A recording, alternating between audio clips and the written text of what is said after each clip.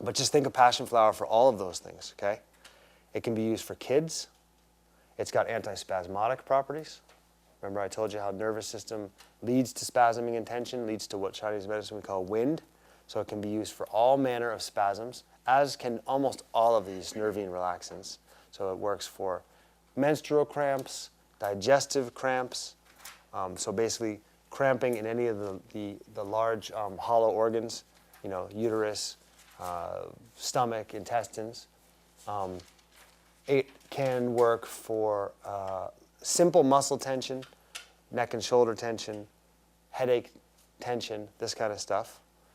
So just think of, again, anytime you're going to relax tension and relax spasming and cramping, you're going to get a cascade of effects. That's why you can't say passion flower does this, because what it's doing is working on the tone of the tissue, in this case, the nervous system, or if you want to call it the vata, if that's your inclination.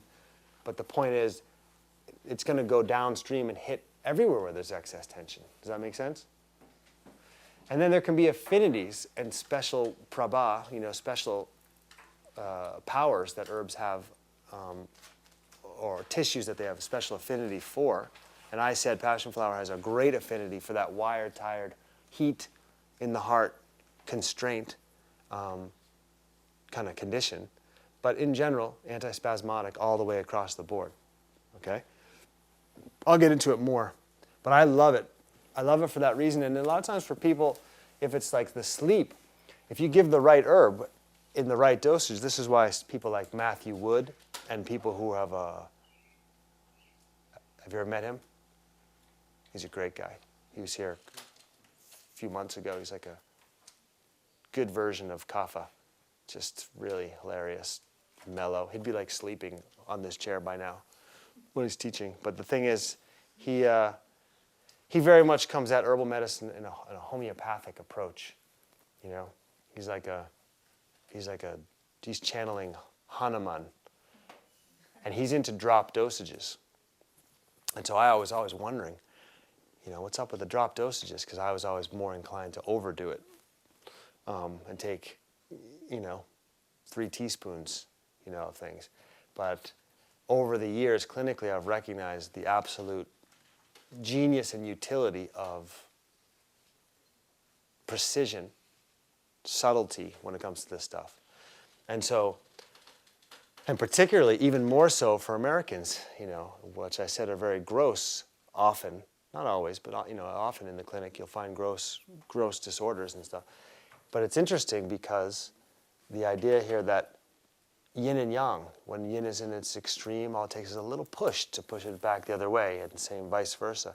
Well, with passion flower, a lot of times I'll tell someone, half an hour, 45 minutes before bed, just take a dropper in a little water, and maybe even add a little sweetener, a little demulcency, because it's always good to remember nervous system nourishing and restorative in the Ayurvedic and Chinese sense. So you don't want to just be taking bitter nervines all the time, because you'll get, as these guys did the other night, dehydrated from it. But passion flower, again, has some sweetness to it, so it's not purely a dehydrating herb. It has just enough of a balance of that earth energy. But you give 15, a dropper full 45 minutes before bed, maybe even an hour. And then 15 minutes, another dropper full. And 15 minutes, another dropper full. And just take 15 minutes, every 15 minutes, take another simple dropper full in a little bit of water, not much, or even, not even, you don't have to put it in water, but it's always good for the gastric mucosa to put a tincture in water. And by the time bed comes, you're really starting to shift your physiology. And it's not about 2 teaspoons at bedtime with this herb. It's about, like I said, a resonance. You drop a pebble in the water and you get a bloop effect. And you drop another pebble and you get another pebble. And then you do that night after night, and you have to be patient. You can't just say, we're used to the quick fix. So people want, they'll take Ambien and whatever to get to sleep quickly. Well, this isn't that. This is a retraining. This is actually communion, actually, with the herb. And actually, you get better results with it if you appreciate it. And you get better results with it if you do it mindfully and pay attention and breathe So you try to bring that all in clinically, but the reality is when you respect and honor this for what it's trying to do for you, actually you get better results clinically. It's really an amazing thing, actually, when you really need an herb and then it delivers. Then gratitude happens, which is a whole nother virtue that we want to develop, right? I was telling these guys a little bit the story of a few months ago when the farm season was starting, how I got sick with a cough and a sore throat and like the whole thing, and I was laid up in bed, and again I was overworking out in the elements. Poor me. Just kidding. No, but I was out there, I got sick. And I was in bed, I couldn't do anything, and I really wanted to, and I kind of needed to, and I had a wicked sore throat. I mean, it was just like one of the ones, I hadn't had a sore throat like that in a long time. And I was I know what strep feels and looks like, and I was just sort of like, it's not strep, I know it's viral, but still, this is pretty hardcore.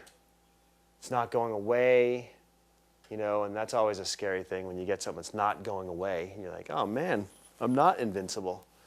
This is not even me. What a bummer, So you're like, okay, what do I do now? Sarah's like piling up all the pharmaceuticals on the bedside table. I'm like, I'm an herbalist. I'm not doing it. Resisting. So I told Thomas, go outside, and pick some sage for me, would you? And there's a couple of really important lessons that I learned in this. I've learned them before, but maybe the 10th time around I'll learn them enough. But I remember when I was out there, so he went out and picked some sage, for the throat. And also I had this fever that would just kind of keep coming back. And I asked him, pick me some sage, make a hot tea. And I'd come in and I would bundle up, and I couldn't move out of the bed. And he'd bring up the hot tea, or one of the kids would, and I'd drink the hot tea of sage. And immediately I'd feel the diaphoresis. I felt the energy, the energetics, the aliveness in that herb come out and start to detoxify and push the toxins out through the sweat, right? Push out the toxicity. And I'd feel that effect, right?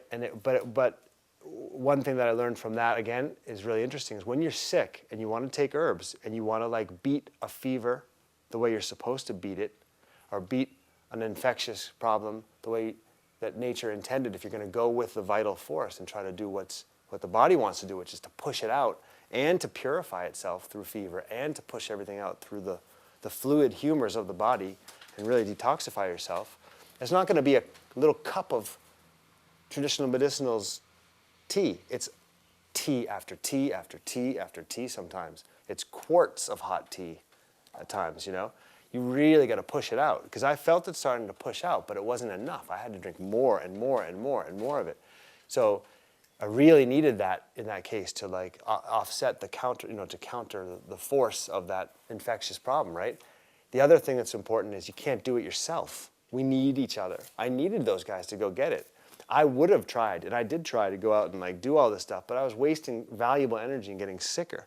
And I really was like, forget it, I can't do that.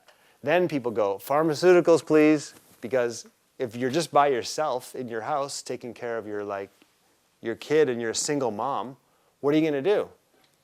You don't have an apothecary, you don't have an herb garden, you don't have any access to someone to help you make the stuff, but you got to go to work, you're going to reach for the pharmaceuticals, of course. But if there's someone there that can help you make tea after tea after tea after tea, then you can actually do what's intended, and your vital force actually gets activated and pushed the whole thing out. So those are really important lessons, to learn when you're treating infectious problems like that. So anyway, everything was getting okay, the fever was getting okay, but the throat was not getting okay.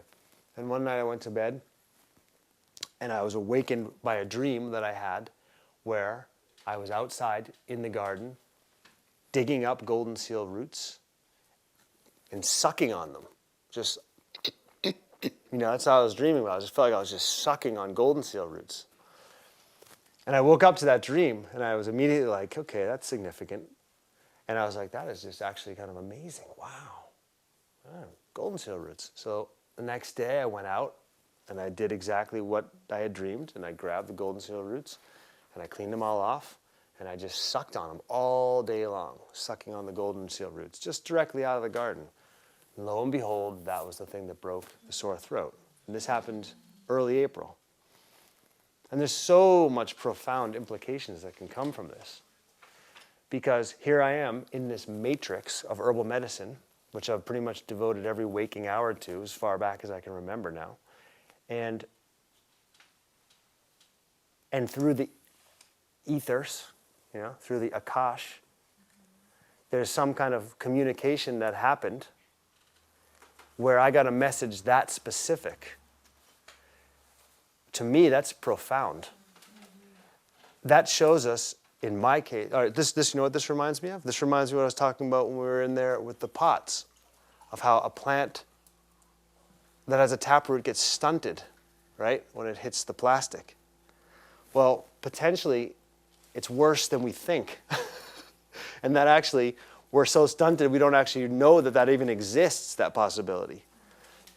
That we can actually get into communion with the living world in a way that's that profound. That you don't even have to know what these things do at an intellectual level. That they tell you what they do when you need to know, because they know that you are going to help to steward them. That's reciprocity in the greatest sense of the word. That's profound, I think. And I'm not a shaman, and yet shamans do this regularly. Well, what is a shaman? Well, a shaman is someone who's got a radio transmitter right to the Gaian world and is doing that on a regular basis for the betterment of their community. That's what they do. They're not like, let's beat a drum and have feathers and call ourselves a shaman and make a living. They're people who are like taking on enormous sacrifice for the betterment of to heal illness in their community, essentially. It's not that fun necessarily to do that. But the point about what I'm trying to make is I'm not one of those. I know that from hanging out with them. And yet, I had access to that in that moment. And it's pretty cool. And that's not the first time it's happened to me. So anyway, it's just some more streaming thoughts. But pretty fascinating, I think. Where are we in time? Time? 12:30. I got a few more minutes. If you can hang. Yeah. All right. So let's do Valerian. Prince Valerian, from the Latin valere. And valere means to be in good health. All right, so let's pass around Valerian. Is that in like... Oh, wait. Is that in Latin? All right. Notice the energetics, please. I'm going to give you handouts on Valerian, passion flower, everything I go over. Monographs, custom made. Very soon. And it has everything you could possibly want to know, so you don't even have to take notes. And they have everything, including propagation and cultivation and harvesting and processing. These are the ways we're going to make the monographs. And soon it'll be in a book form. Try that out. That's fantastic. Fresh roots of valerian. So notice the energetics. A little different than passion flower, actually. I thought I had a second one. I need a V. I've got another one here. Maybe not.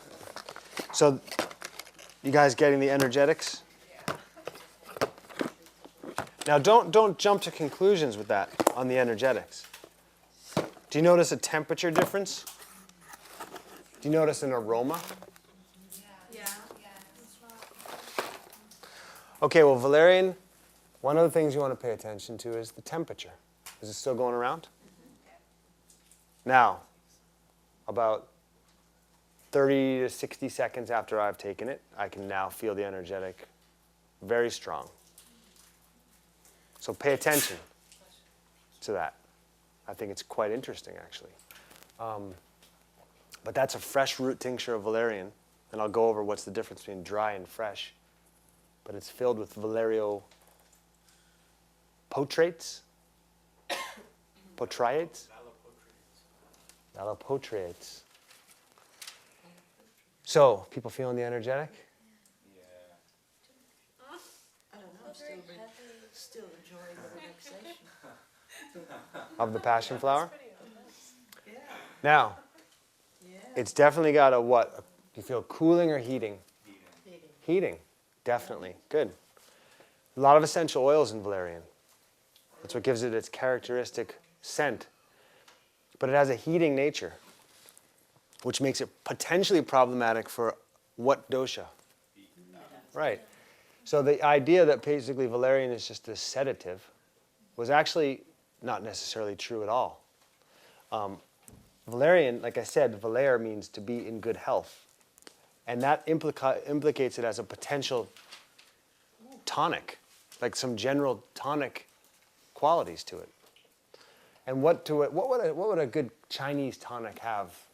You know, not like a good Chinese tonic made in sake. You know, what's a good word that it does? What does it do? What does it do to you? Strengthening, tonify, and just think about like when you put on your aftershave. You're just I don't put on aftershave. It's invigorating. You can sell an herb if you can find a syndrome, and you can sell a drug if you can make a syndrome. And so valerian isn't just for sleep. Give to Americans. It's for sleep, you know, because Americans can't sleep because of yada yada, right? It's not just for that. This is a nervine. This has nervine stimulant qualities to it, invigorating qualities to it. It has a pervasive warmth that invigorates circulation. It would be good for what we might call tense, weak, and cold conditions. Which dosha? Tense, weak,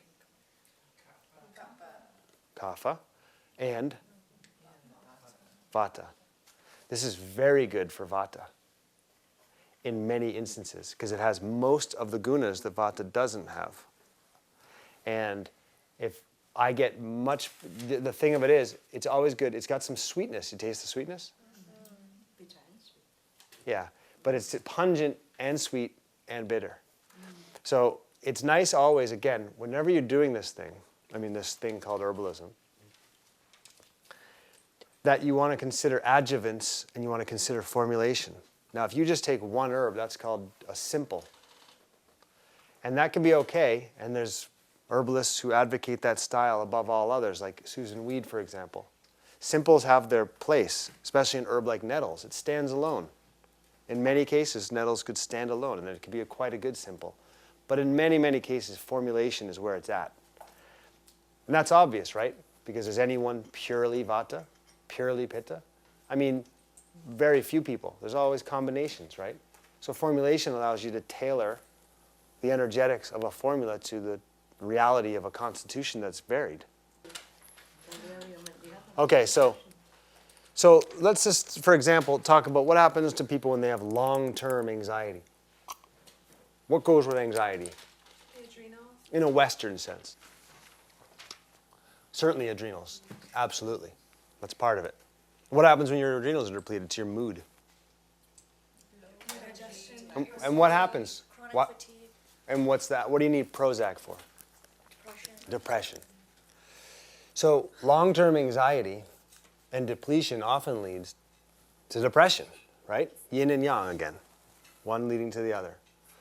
So traditionally, valerian would have been given as a strengthening remedy for those suffering from that particular syndrome and people who are going in and out of that cusp of that juncture.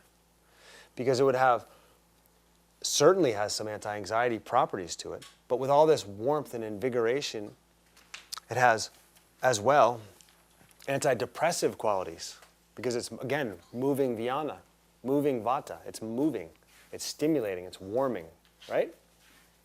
So it would be good for long-term anxiety and leading to exhausted depressive states, basically, because of this invigoration aspect. And activating nerve force, activating circulation, activates brain function. Now in Chinese medicine we have a concept where when things are working well and particular aspects of particular kinds of what we call qi when they're broken down. When everything's working well, the clear qi ascends to the head and to the sensory orifices. So you see clearly. Your shen in your eyes, they're bright. You can think clearly. All these things, right? This is what it means by raising the clear yang. The end result of all of our digestive and hormonal processes allows us to have effulgence in our sensory apparatus, in our thinking apparatus, and we can think cogently, speak coherently, right? This is all part of clear yang, bright and shiny, polished shen. Well, when there's nervous exhaustion, apathy, depressive states, what you're going to get is you're going to get a listlessness and lethargy and torpor and confusion. And valerian can help with all that.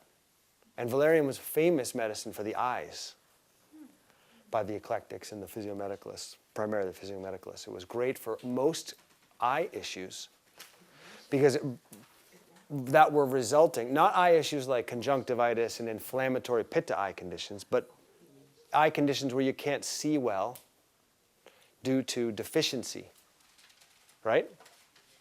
Due to lack of nutrition getting to the eye, for example.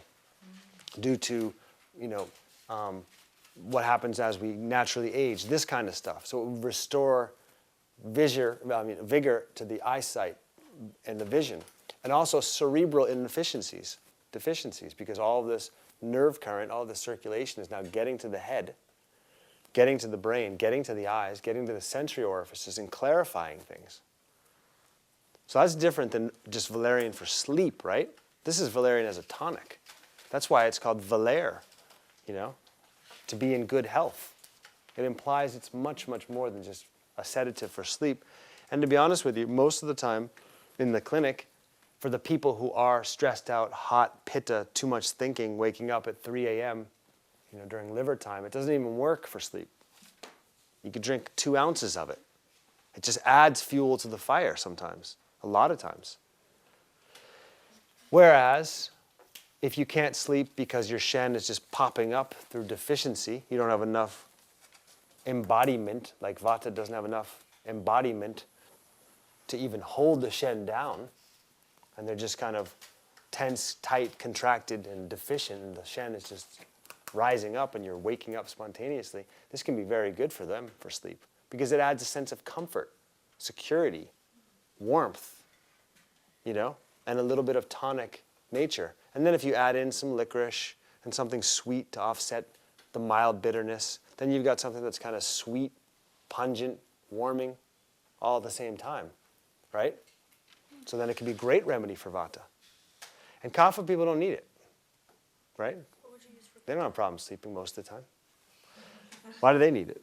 But they could use it for the stimulation and the circulation, which we just learned about.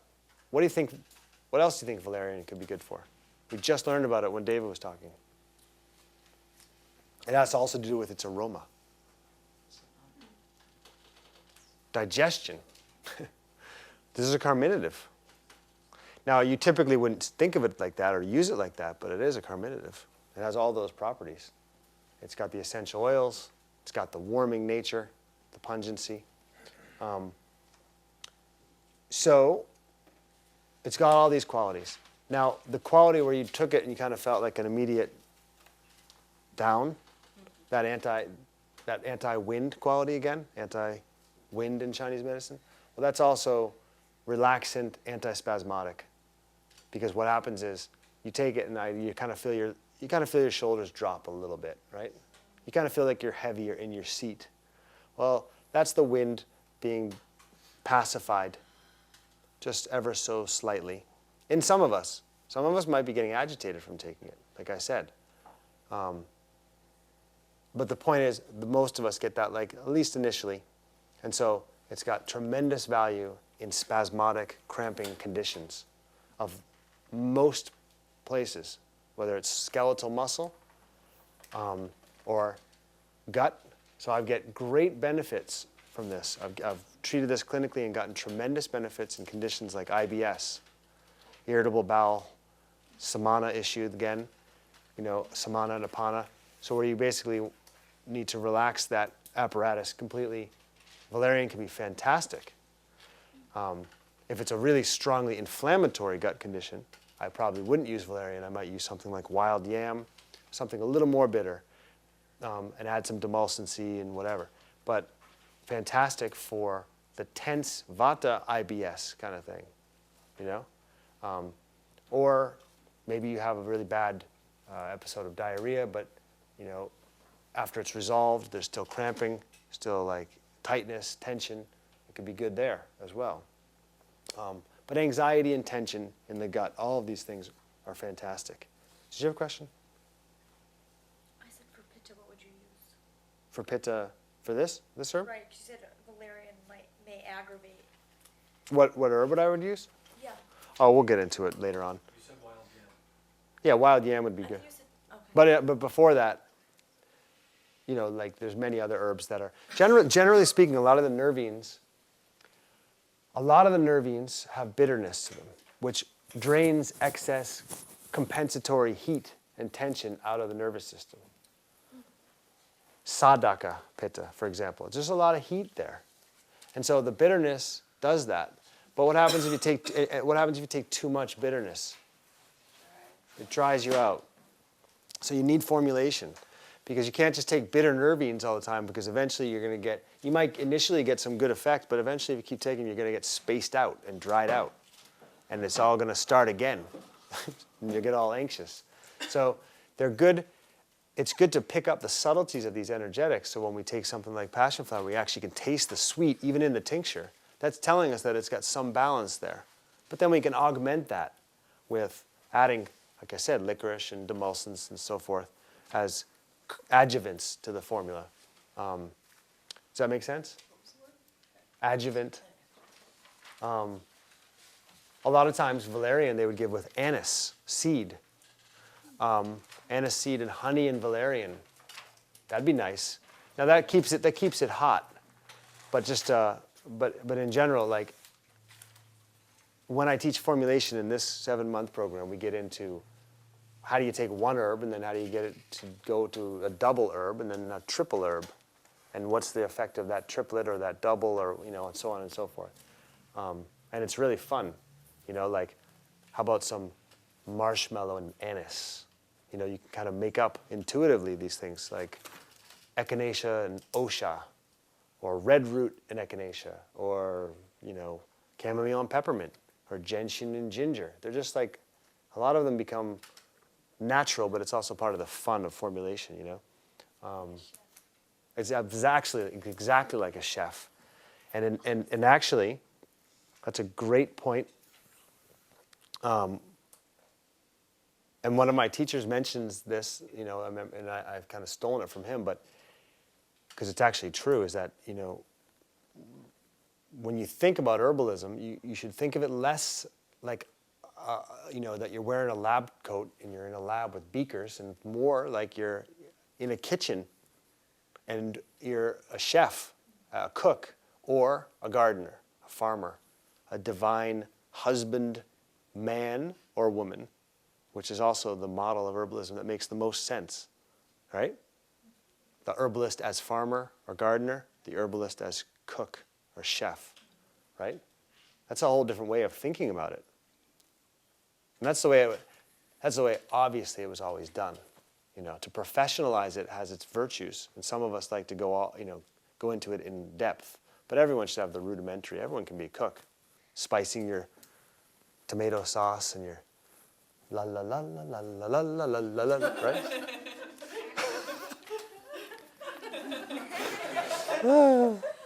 All right, so see, now we're all sedated, we're hungry, and I'm like almost there. Are we? What time is it? 1:45. All right, so I'll finish strong, actually, despite the fact that the valerian and the sage are giving me stomach fire right now.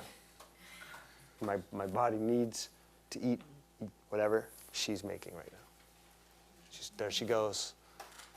I love her now. Because of what she's doing. Yes. The passion flower,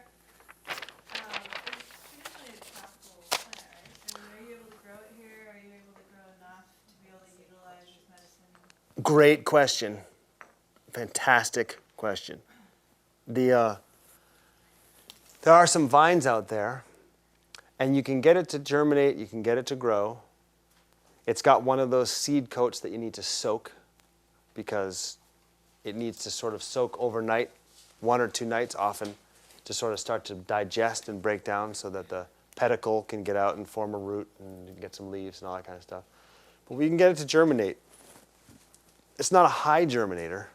You can get it to germinate, especially if you add a good amount of what? What would you need to add? Heat. So that's because it's tropical. So you want to make sure your germination temperatures are warm. So oftentimes that's the time I would put bottom heat in the form of a little, electric mat, that kind of thing. And then we can plant it, and it's growing on our trellis, and then it grows for a while, and then when it flowers, you harvest the flowers, you harvest the leaves, and then it dies back when it gets cold, but almost always it drops seed. And so it's a self-seeding annual here, which is really cool. Because one thing about passion flower is the medicine of the fresh flower and fresh leaf tincture is superior by far to anything dry. And dry tea is okay, but if it's old, it's useless. So it's better to have fresh with passion flower. It works so much better. So that's a good question. And this is Passiflora incarnata. It doesn't produce a fruit in the same way that Passiflora edulis is. And there's a whole bunch of types that are like fruiting. This is an incarnata. This is the one you want to use. The flowers are outrageous. What you got to do is selectively harvest the flowers. They only bloom for a day or two. You got to selectively harvest them and have an ongoing maceration of alcohol and water going to put the flowers into. And then eventually you go and you get all the rest of the leaves as well. But you just kind of keep that going because you can't wait because the flowers will be gone and all you'll be left with is leaves. So if you want to get the flowers, you got to go and selectively harvest them. So let's talk about one more real quick and then we'll be done with this for now. And then do you blend the flower? Yeah, then later on you'll blend the flower and the leaf together. Exactly. Oats or skullcap? Skullcap. Okay, whoa. That's a strong preference. Wonder why. Skullcap, fresh plant tincture works better than dried plant. You tincture it in flower. Pay attention. Very different. It's like, see, when I'm doing this, I don't normally talk like David Crow. But when he's here, I start talking like him for some reason. Because he's so expressive. I normally don't talk like that. So if I start doing that, you'll notice. It's like, go back to yourself. But he's such a great teacher because it's delicious. Like, very nice,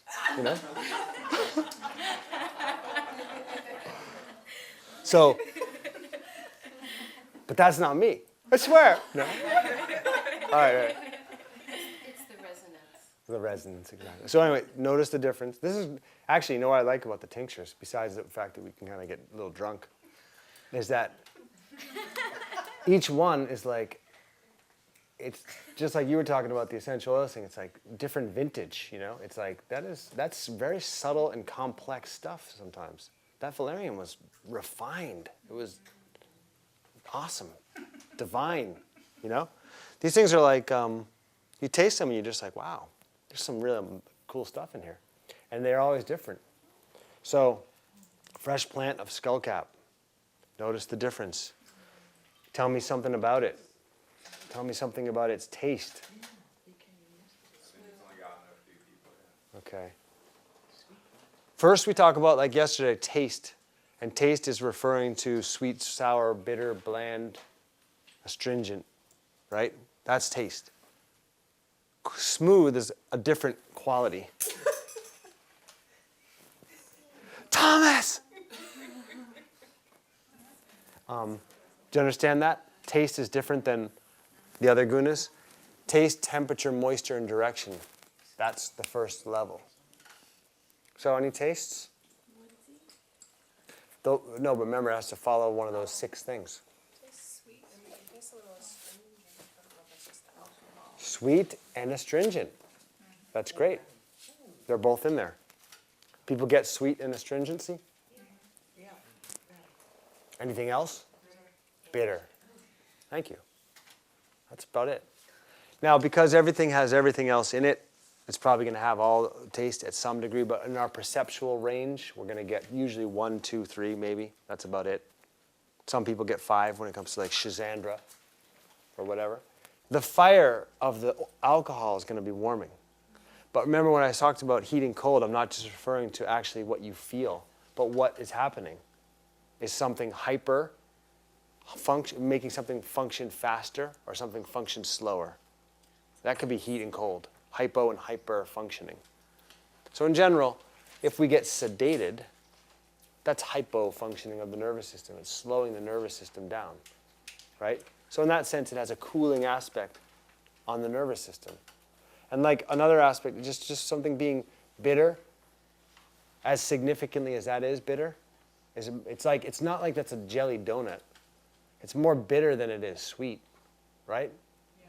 It's not like you're having again, like maca root, for example, or something. It's like cinnamonish. Tasty, I like all this, it's great. It's more earthy. It's definitely less fiery than the valerian. It's definitely more earthy, more green in general. There's more to it. I mean, just look at the plant compared to the other 2 plants too. When you see valerian and passionflower, a lot of green there, a lot of like leafy, almost could be a salad, if you chop it up, but it's not. It's bitter, but it's like the greens look almost like that. So skullcap was an Eastern North American herb, native to Eastern North America, and it was famous in the 1700s as a remedy supposedly for rabies. So they used to call it mad dog skullcap. So if you ever hear mad dog skullcap, that's one of the reasons they call it that. Now, one of the reasons that it might have been used for that and might be good for that is because skullcap is famous for, again, reducing wind. In this case, tremors, tics, spasms, convulsions, seizures. It's a famous medicine for all of those things. So that's wind in the nervous system to an extreme degree. But what happens when you get bit by a rabid dog? You get a lot of convulsions, tics, spasms, maybe seizures, maybe foaming. So that might be one of the reasons. It's certainly not going to deal with the infectious part of that problem, but it might have helped allay some of the symptoms. But anyway, that's just a bit of its like folklore, some of its history. And so I like to think of skullcap as a calmative, but it also has nervous restorative properties. Absolutely. So you get the difference?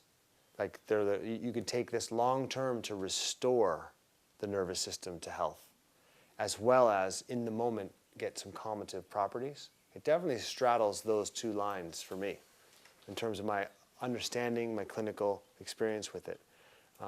So you want to understand why we made these differentiations between sedative, analgesic, all that stuff. So you take it, you feel some calmness. But if you take it over a long period of time, you can restore a depleted, exhausted nervous system to health, especially when you add in things. Okay. And this herb has an affinity for the musculature. So the other night I drank a strong pot of skullcap tea, felt my muscles immediately relax. The muscles, again, why is that? Wind, tension, spasm. So it's a great herb for muscle tension. Now, in the tincture form, you can get that effect, that resonance effect. I know, almost done. That resonance effect by taking it frequently in frequent doses. But one way it works really well is to make a very strong decoction, infusion, which means 1 pint of the dried herb infused into, 1 ounce of the dried herb infused into 1 pint of hot water. Let it sit sometimes for hours until it gets very green. Okay? Then you can strain it off And then all it takes is a shot glass full of that. So the other night we were drinking mugs full, but all you really need is a shot and it'll be less dehydrating. A shot glass of that strength, and you'll get a nice muscle relaxing effect from it. How long do you let it sit to diffuse? Can be several hours. Oh, okay. Not days. No, but I like to do an hour. You can do it overnight. And overnight infusion is a really useful thing to know about, because a lot of times you're not going to get people clinically, and even if we're trying to take a lot of rooty herbs, what the standard thing to do with roots is to decoct them, which means simmer them for 45 minutes, an hour, or longer. And most people clinically won't do that for long. And one of the things is you can make more surface area by grinding. So you're not into a powder, but enough so that there's more surface area of whatever you're working with. So instead of a big ginseng root, you've got a whole bunch of ginseng chips. That's one way to get the medicinal content of something out quicker and easier. But the other thing is just to do an overnight infusion. And what you'll find is if you infuse even fairly well-ground rooty herbs into hot water and then put a mason jar cover on it, really hot water, leave it overnight, especially with the cover really tightly on there because it's going to retain a good amount of heat. The next day when you strain it off, you're going to get a decent decoction from that. You're going to get a lot of the properties out of there. But you have to remember it has to be the right surface area, but in the right amount of time.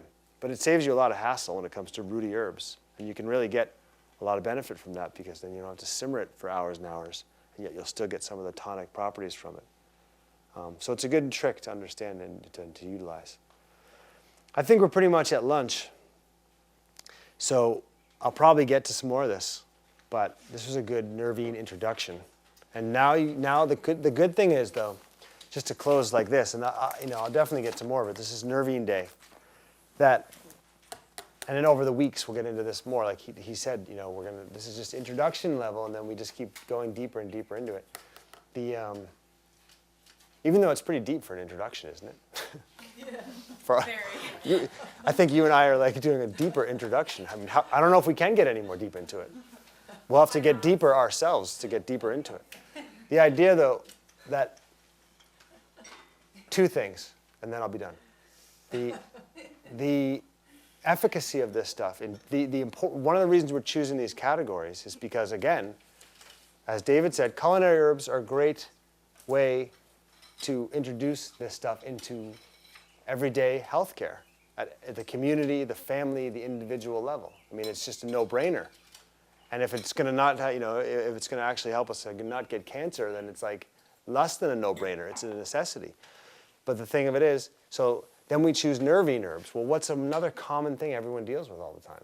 Stress, right? Insomnia, agitation, restlessness.